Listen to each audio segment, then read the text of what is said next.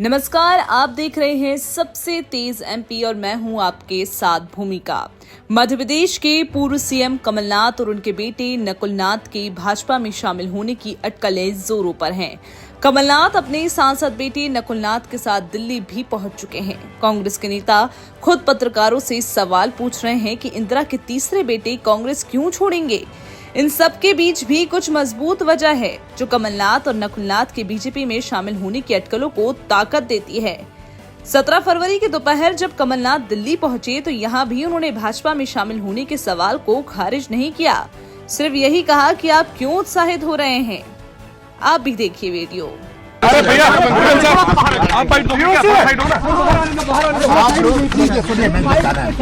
लोग इतना एक्साइट क्यों हैं? क्या बीजेपी ज्वाइन कर रहे हैं सर? अगर ऐसी कोई बात होगी सबसे पहले मैं आप लोगों को ही कहूंगा। आदि आप इनकार नहीं कर रहे सर, आप इनकार नहीं कर रहे। मैं तो कह रहा हूँ इनकार की बात नहीं है जी जी, ये आप लोग कह रहे हैं जी, आप लोग एक्साइट हो रहे हैं। मैंने कहा मैं तो एक्साइट नहीं हूँ इस तरफ या उस तरफ, पर बात ये है कि अगर ऐसी कोई बात होगी मैं आप सबको सबसे पहले खबर करूंगा।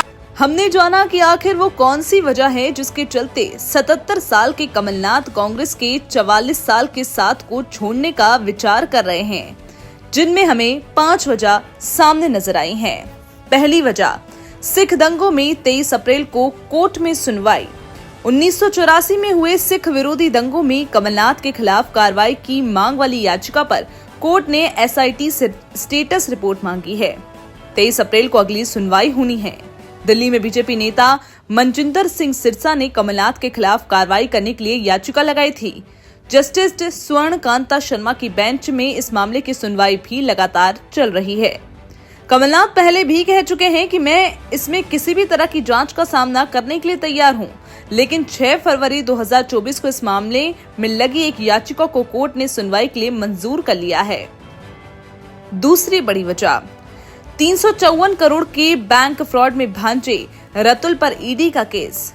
कमलनाथ के भांजे रतुल पुरी और उनके परिवार के सदस्यों के खिलाफ प्रवर्तन निदेशालय ने 2020 में prevention of money laundering act के तहत केस दर्ज किया है। इस मामले में ईडी ने रतुल को गिरफ्तार भी किया था।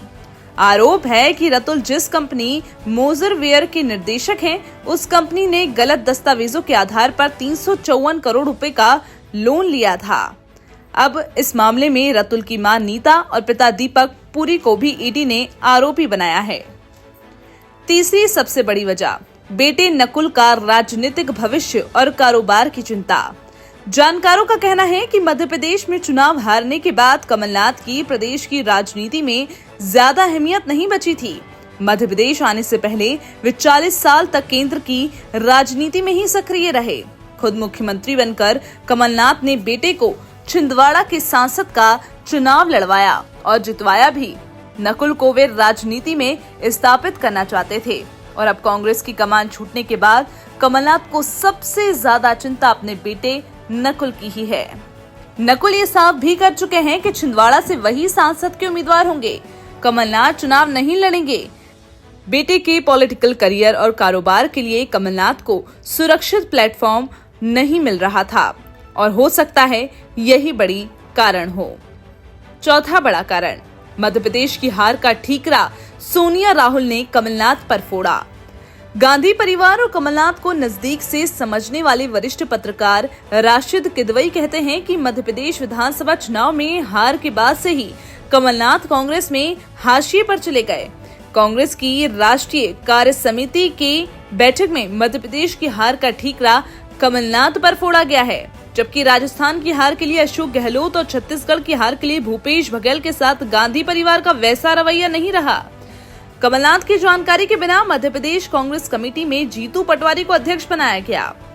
कमलनाथ के अध्यक्ष रहते जीतू पटवारी कांग्रेस में साइड लाइन रहे।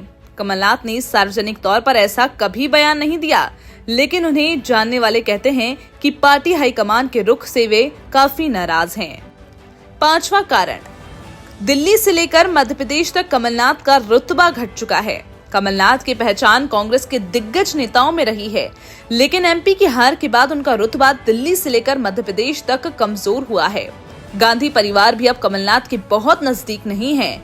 मध्य प्रदेश चुनाव में मिली हार के लिए जब कमलनाथ की भूमिका पर हाईकमान ने सवाल उठाए तो उन्होंने चुनाव में हुए निजी खर्च का ब्यौरा तक रख दिया था। इसके बाद हाईकमान से कमलनाथ के रिश्ते पहले की तरह नहीं रहे थे। फिर मध्य प्रदेश में नए अध्यक्ष के तौर पर जीतू पटवारी को मौका देकर हाईकमान ने कमलनाथ को इशारों में कई बड़े संकेत दे दिए हैं। अब जरा आप समझिए कि भाजपा का फायदा कैसे होगा। ये तो हुआ सिक्के का एक पहलू। दूसरा ये है कि मध्य प्रदेश में क्लीन स्वीप के लिए छिंदवाड़ा बीजेपी के लिए सबसे बड़ा रोड़ा है। मध्य प्रदेश की 29 लोकसभा सीटों में अभी छिंदवाड़ा छोड़कर बाकी 28 में भाजपा के सांसद हैं। छिंदवाड़ा में विधानसभा चुनाव के दौरान जिले की सभी 7 सीटों पर भाजपा हार गई। भाजपा जानती है कि कमलनाथ के रहते छिंदवाड़ा जीतना बिल्कुल आसान नहीं है।